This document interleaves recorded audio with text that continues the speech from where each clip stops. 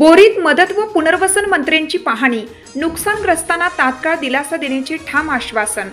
जिंतूर तालुक्यातील बोरी गावात 14 सप्टेंबर रोजी झालेल्या अतिवृष्टीमुळे पाझर तलाव तुडुंब भरून नामदेव नगरसह परिसरातील 300हून अधिक कुटुंबियांच्या घरात पाणी शिरून संसार उपयोगी साहित्य व अन्नधान्याचे मोठे नुकसान झाले आहे। या आपत्तीग्रस्तांची व्यथा समजून घेण्यासाठी मदत व पुनर्वसन मंत्री मकरंद आबा पाटील यांनी आज 25 सप्टेंबर रोजी बोरी येथे भेट देऊन पाहणी केली। मंत्री पाटील यांचा मूळ दौरा परभणीहून वाशिमकडे असला तरी माजी आमदार विजय भांबळे व जिल्हा परिषदेचे माजी उपाध्यक्ष अजय चौधरी यांच्या आग्रहास्तव त्यांनी पुढील दौरा रद्द करून थेट बोरी येथे धाव घेतली। तळ्याजवळील बिकट परिस्थिती पाहून व नागरिकांच्या आर्त व्यथा ऐकून मंत्री पाटील यांनी फक्त आश्वासन देणार नाही तर तात्काळ अंमलबजावणी होईल या ठाम शब्दात दिलासा दिला। महिला व नागरिकांनी प्रत्यक्ष समोर येऊन आपली व्यथा मांडली। त्यानंतर मंत्री पाटील यांनी प्रशासनाला तातडीने मदत पोहोचवण्याचे आदेश दिले। बोरी परिसरातील वीज पुरवठा सुरळीत करण्यासाठी 20 नवीन पोल बसवण्याचा निर्णय त्वरित मान्य करण्यात आला। तसेच तलावाचे पुनर्वसन करून नागरिकांच्या अडचणी कायमस्वरूपी सोडवण्याच्या सूचना जिल्हा अधिकाऱ्यांना थेट फोनवरून दिल्या।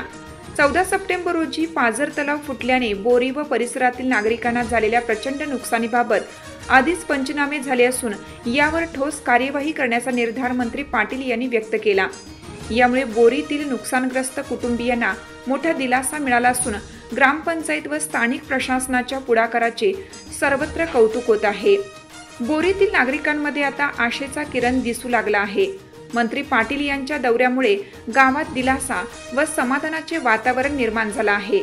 मंत्री महोदय यांच्या भेटी दरम्यान राष्ट्रवादी काँग्रेस पार्टी अजितदादा गटाचे सर्वच पदाधिकारी उपस्थित होते। मुळामध्ये आपण राज्य सरकारनं गेल्या 1.5 महिन्यापूर्वी माझ्याच विभागानं आदेश काढलाय की घराची अंशतः पडझड असेल किंवा घर पूर्णतः बाधित झालं असेल याला मदत देण्याचे अधिकार जिल्हाधिकाऱ्यांना आम्ही सुपूर्द केलेले आहेत। त्यामुळे आता हे पंचनामे झाले। मी आता इथं जागेवरच तलाठ्यांना सूचना दिली, तो प्रस्ताव कलेक्टरकडे जाईल जिल्हाधिकाऱ्यांच्याकडे आणि जिल्हाधिकारी ताबडतोब या संदर्भामध्ये संबंधितांना मदत निश्चितपणाने देतील। साधारणतः किती दिवसाचा कालावधी लागेल? किती दिवसाचा काय, उद्या दिलं तर आठवड्याच्या आत होईल। एका आठवड्याच्या आतमध्ये मदत मिळेल। कारण उन्हे प्राधिकार खाली तो अधिकार आम्ही जिल्हाधिकाऱ्यांना दिला। म्हणजे मनुष्य हानी, जनावरांची हानी, घरांची पडझड, त्याचबरोबर गोठे असतील, दुकानं असतील, झोपड्या असतील, घरातली भांडी कुंडी असतील, या सगळ्याचे अधिकार आम्ही उन्हे प्राधिकार खाली संबंधित जिल्हाधिकाऱ्यांना त्या जिल्ह्याच्या हे सुपूर्द केलेले आहेत। कारण याकरता मागणी राज्याकडे येऊ नये आणि त्याला विलंब होऊ नये म्हणून हा निर्णय आम्ही घेतलेला आहे।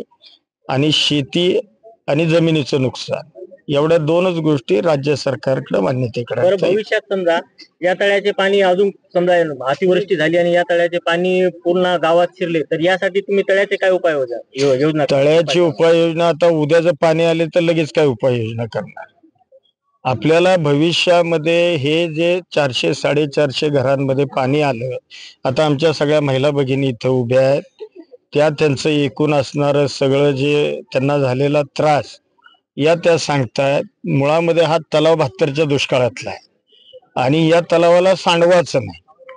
आता सांडवा नाही म्हणल्यानंतर अख्ख्या शिवारातलं आलेलं पाणी जाणार कुठं?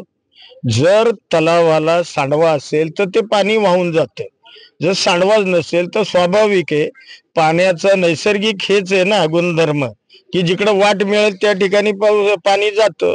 त्यामुळे ही तीच परिस्थिती निर्माण झालेली आहे। त्यामुळं आम्ही निश्चितपणानं कायमस्वरूपी याला सांडवा कसा करता येईल, याला ड्राय पिचिंग करून जे घरामध्ये पाणी जाते त्या संदर्भात काय उपाययोजना करता येईल आणि जे सांडव्याचं पाणी पुढे वाहून जाईल याकरता मोठी नाली काढावी लागेल, त्या संदर्भातले प्रस्ताव मी करण्याच्या सूचना संबंधित विभागाच्या अभियंत्यांना दिलेले आहेत की ताबडतोब या संदर्भातला प्रस्ताव करा। तो प्रस्ताव केल्यानंतर कशा पद्धतीनं याला निधी उपलब्ध करायचा ते आम्ही निश्चितपणानं बघू आणि योग्य ती मदत ही आम्ही करून हे जे प्रश्न निर्माण होतोय हा प्रश्न कायमस्वरूपी कसा निकालात निघेल या संदर्भातली उपाययोजना आम्ही करू। त्याचबरोबर या ठिकाणी साधारण लोकांची लाईटचे प्रॉब्लेम दिसतोय. 20 पोलचे प्रस्ताव मी आता विचारलं, 20 पोलचा प्रस्ताव तयार केलेला आहे. ते आता मी जिल्हाधिकाऱ्यांना माझ्या गाडीमधूनच आता फोन लावून ताबडतोब डीपीसी मधून या 20 पोलना मान्यता घेऊन म्हणजे या लोकांची जी लाईटची अडचण आहे ती सोडवण्यासंदर्भात निश्चितपणानं प्रयत्न करू.